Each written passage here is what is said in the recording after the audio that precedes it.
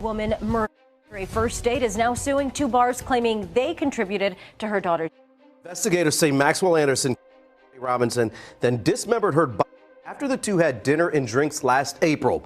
1 year later, Robinson's mother filed a lawsuit against those bars, claiming they served her underage daughter and played a role in her death. Investigative reporter James Stratton with new court documents tonight. Tonight, a new lawsuit filed on behalf of Sade Robinson, suing two bars prosecutors say she visited with Maxwell Anderson, Twisted Fisherman in the Menominee Valley, and Dukes on Water. Photos shared in previous criminal court records show the couple on a first date at Twisted Fisherman. The lawsuit, recently filed in Milwaukee County, states both bars served her alcohol at age 19 to the point where she became intoxicated. It goes on to say Sade's intoxicated condition created a foreseeable risk of harm to herself. The suit, claiming wrongful serving her and allowing her to leave impaired, quote, caused her fatal vulnerability. The lawsuit alleges at Twisted Fisherman there's video of, quote, the minor being served shots and that she was observed rendered defenseless and ultimately. Prosecutors say Anderson dismembered her body and spread body parts across the Milwaukee area. Police and bystanders found them in Cudahy's Warnemont Park in South Milwaukee, along the railroad tracks near 31st and Galena, and in Waukegan, Illinois on the lakefront. Hey, what up, fam? It's Mo Money 0909, Mo keeping it 100. Hey, so if you're not familiar with the Sade Robinson case, this is a young lady that was unalived and dismembered by Maxwell Anderson, a dude she went out on a first date with that planned out her unaliving and chopped her to pieces and left body parts of her all over Milwaukee. So, I was blessed enough to be able to actually interview a young man whose the body parts of Sade were actually found on his property. And coincidentally, Maxwell Anderson was caught on his ring bell camera. And so I actually interviewed him early last year about what happened on his property and how the police handled the case. And I just want y'all to watch these couple of clips of the interview that I did back then. I think you might find it a little shocking, or maybe not. The day that the police were on your property, did they come to you and ask for the ring bell camera footage, or did you do that on your own and volunteer that footage? It's funny you bring that up because, yeah, you're shedding light on that whole day and me remembering how it all went down, just to basically point fingers at who we should be pointing fingers at. So, yeah, I see what you're doing. No, the police did not contact me. What happened was, like I said, I explained it earlier, explained it again. The lady, she found the torso on the beach. I guess she's a regular occupant that goes down to the beach, comes back up. Well, she called the police, caught the attention of a few detectives who talked to her in front of my window. I heard the whole thing. More cops showed up. And then after they all left, because again, with the investigation being right there at my door, I couldn't leave my house. I was blocked in by all kinds of cops, detective, coroners, all that.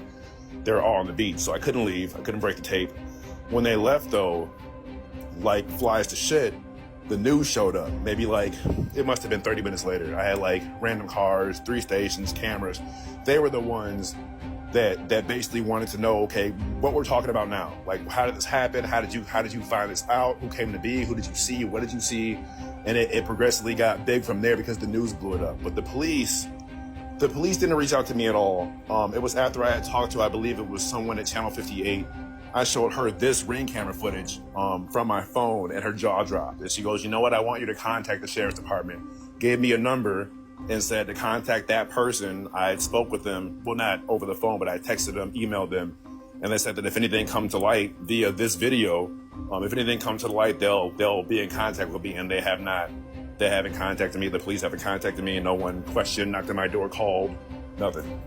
What body part was it that they found near your property? They found, and this is what I've heard, again, because I didn't talk to the police at all. It's not my business. And then I know that if you ask them, even with the fact that my door was taped off and they didn't realize that I have to leave and they had misplaced the tape, that I need to know. But I've heard it was a torso and an arm connected.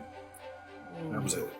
Wow. Because Sade Robinson's father was just on Nancy Grace just a few days ago. I have a clip of that on my page, stating that there was only 2 body parts that are still missing, which So, as you all can see, the ball was definitely dropped on this case. As I asked Devon, that is the young man's name that I interviewed, the police didn't even ask for any type of surveillance from any of the neighbors in the area, which I found extremely strange.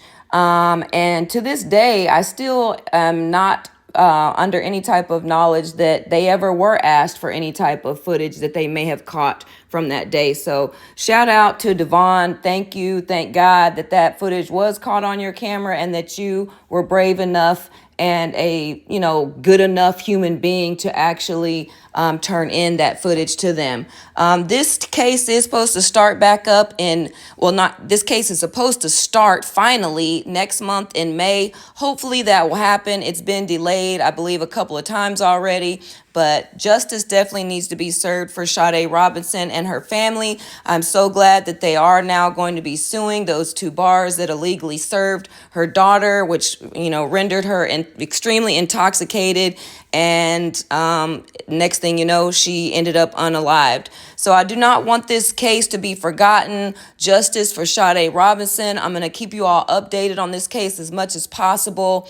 And again, I'm still sending positive energy and prayers to Sade Robinson's family, her mother, father, and other family members, because I know that they are still going through it and they want to see some type of justice done for their daughter, and so does the rest of the public. And I vowed back then, and I meant it, I will not allow this story to die. I will continue to talk about it. Any updates that I find or receive, I will definitely be reporting on. Why? Because I'm Mo, always keeping it 100.